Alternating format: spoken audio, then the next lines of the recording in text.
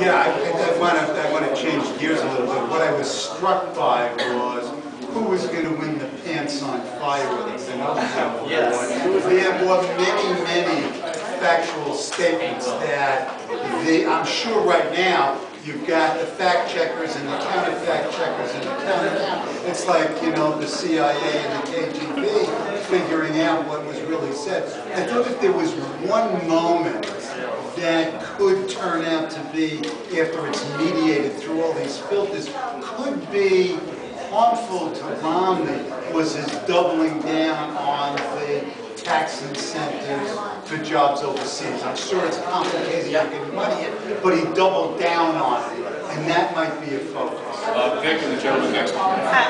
So I think that, yeah, it really is that the format has potential, but Blair failed as a moderator. And I think that might be one of the big stories tomorrow, is not just what was talked about in the debates, but how the debates were failed to be moderated. It was almost like, you know, Romney said, oh, well, we're going to dispense with procedure to a certain degree constantly. And it's a little bit interesting given what happened in the Brown-Warren debates last night in Massachusetts, where if you look at those debates, the time allocation was significantly off between the two candidates at that point.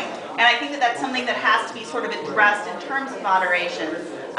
But I also think that it's interesting with the fact checkers that given the format, that would have been a better way, I think, for the moderator to engage. The 716 number has been disproved in multiple other venues. That would have been the kind of thing a more aggressive moderator might have brought up directly and said, why are you continuing to talk about this particular number when it's been sort of debased? And I think that that may have been trying to leave room for Obama to have that kind of reputation, but that it didn't really accomplish that because, again, of the strategy point I was talking about earlier. Well, one of the things that very much impressed me, too, is that Romney made no apparent effort to gain back any competitive position on the field. He was just letting Obama run back and forth with the ball. Now, at one level, that's the moderator's call, right? But at another level, I mean, we have seen time after time, without necessarily seeming petulant or whiny, that candidates can say, hey, you know, I'm going to take some time here to lay out my position. So what you had time after time was Barack Obama establishing the narrative frame, giving a compelling example, and turning it into an electoral question. So if you believe X, well then, Governor Romney is your candidate, you should vote for Governor Romney. And Romney came back with nothing like that after the opening statement, which again I thought was very good, sir. Yeah, I mean, if you guys would like maybe change the title a little bit. In terms of like I saw Obama use comedic strategies a lot more than Romney in this debate. Would you, as a question, would you think this is more of a defensive mechanism in terms of being overwhelmed by the debate, or more of a humanizing like thing in order to make himself more appealing to the American people as more of their candidate instead of Romney, who is kind of representing someone else?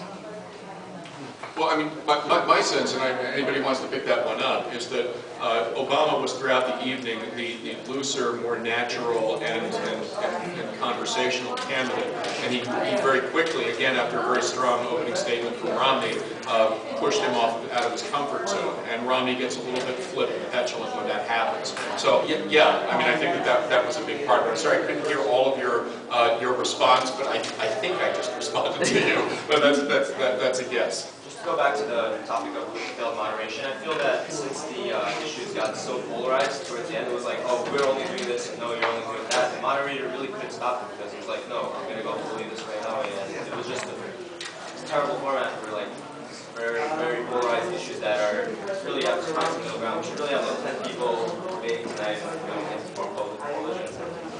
Or time limits. Right. I was going to say, I feel Romney, it was very obvious how Romney was very frantic. He's behind the polls at a very crucial part of the election, and how Obama caught up on it and utilized it. Because you can see whenever Romney tried to attack Obama or show Obama as a liar, Obama shook his head and maybe snickered a little bit, you know, and really showed Romney as very desperate to try to get people's attention. I actually don't read it like that. I felt like Romney made much better use of his time. Obama was very, very slow in his delivery. He seemed to be fumbling for words a lot. Also in their body language, Obama is very good at looking at the American people. But Obama was very bad at ever looking at Romney. Romney was constantly looking at Obama, looking him in the eye. Obama spent more time either looking at the American people or looking at the moderator. And I thought that probably played badly. It was kind of like sometimes It wasn't a debate, it was a message to the people. So I thought that the timing was better with Romney, but the eye contact was maybe mixed. Just a technical footnote, by the way. These are pooled cameras. The networks don't get to have their own camera placements, so you're going to see the same image, although they might do the two shots differently. They'll choose different editorial pieces from network to network. But I thought this was very curiously staged. You would have had to have reversed the camera angles to get them actually looking at one another most of the time. They chose not to do that, but you wound up with a very curious mise en scène here. I want to go here. Oh, I'm sorry. There's actually been research done on that point in the Carter-Reagan debate, and it is often not effective to look scouringly at your opponent. In fact, that makes you look overly aggressive and not assertive. And I think, you know, I understand that you might be somewhat disappointed with Obama's performance, but I thought his facial expressions were very much what you want in this case, which is just very natural and very, well, you know, it's not right. So I'm not sure that looking directly at your opponent in this venue actually is the right thing to do. So you want to look at the American people and just keep it, you know, calm. I have a bunch of hands to get to here. Here's what I'd like to do. I'd like to go here. I would like to go here. Then I would like to ask Don Wiseman a question, and then Doug Muzio has a question for the audience. So, sir. I'm new in America, and so I'm kind of new to Welcome. politics.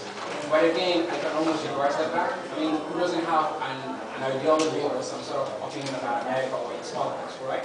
So, having said that, I've observed actually that talking about this point that he actually, well, that he hasn't even wronged me that I've told him, that he hasn't been able to actually do a lot of eye contact. Most of the time, exactly, you will see Obama doing just that. And, you know, I guess that goes to tell about his honesty, I guess. I mean, if you really can say something with a straight face to people that you're actually seeking for their votes, the problem is perhaps doesn't even have a plan that Obama tried to portray him right in on national TV. Aside that, it's also the fact that it means perhaps we're looking for a leader that actually doesn't even have plans on things. So if you can actually be honest about something simply because in fact you don't have a plan for it, I don't see ways to right. But hey, that's my opinion. But I think people are going to. Great, thank you. You know, my sense to a certain extent on the eye contact thing, I would argue that Obama used his eye contact more intentionally than Romney did. You know, when he wanted to be having a conversation with Blair, he was. When he wanted to be having a conversation with the American people, he turned and looked into the camera. And tell me what that meant was. So yes, I can look right into your eyes simply because I have a solution, have a plan. Right. He is not pushing anything that actually is going to contribute to that. He doesn't have a plan. You don't want to, so obviously without a plan. Absolutely. Angela? Yeah, I was kind of commenting on the actual leading of the moderators. A lot of the times, especially Obama, took extra time from the censor. And I was comparing actually the debate with one of the presidential debates in Mexico, where actually there is a time set, and either whether the other candidates were speaking, the microphone actually was turned off, so there was no other chance to even continue speaking. And this is something that I'm seeing and comparing a lot with the American presidential debate, that most of the times the candidates actually take extra time from the other candidates, and I mean that puts in disadvantage the other ones that they speak on the time, but you know, having I guess an instruction where like there is a time and you have to respect it, or if not, you just cut it off the air time. But I've not seen it here. I mean, I was looking at the presidential debate in Mexico, and they actually do that. Automatically, they will shut down, they will turn off the microphones, and then that will give the opportunity to those candidates to respond. I'm not aware that we've actually cut off microphones, but there's certainly been in the timed formats that we've used heretofore. Many moderators have in fact said, you know, I'm sorry, sir, I'm sorry, I'm going to have to ask you to stop and actually stop them from moving. So this was a very bumpy test drive, I would argue. I think I promised Don. Don, I have a question for Don. Remember, Don is a social media expert among many other things, and one of the things he was doing was following the stream of tweets out of the debate, and he has some preliminary observations on that. Yeah, so the aggregate data on Twitter and the social media space is really, we're looking at tomorrow on that stuff, just getting a hold of all the track. So I was just trying to track several different sites, what was going on. I urge all of you to go online, maybe not tonight, go to bed tonight, get up in the morning and look at some of this stuff. What's going to be fascinating about it is the focus on evidence and the agenda setting, where previously, now we'd be watching all the commentary, there's a lot of that going on, but the amount of attention to evidence and different viewpoints down different Twitter feeds in the same space is pretty incredible. And once we start aggregating that, I think it'll be even more interesting. By the way, my favorite Twitter comment, Jim Lair is the replacement ref of the election. So anyways, it's going to be interesting to see what emerges as most salient. And by the way, there was also 17,000 tweets per minute on Big Bird. So it's going to be, we'll see what SNL does with it this Saturday, but really, literally, the effect of this particular debate may end up being one candidate's particular facial tick or something like that. So it could get distilled down to those kind of moments. So it'll be interesting to see what the kind of Twitterverse makes salient in the public memory as we go through the weekend even. Thank you.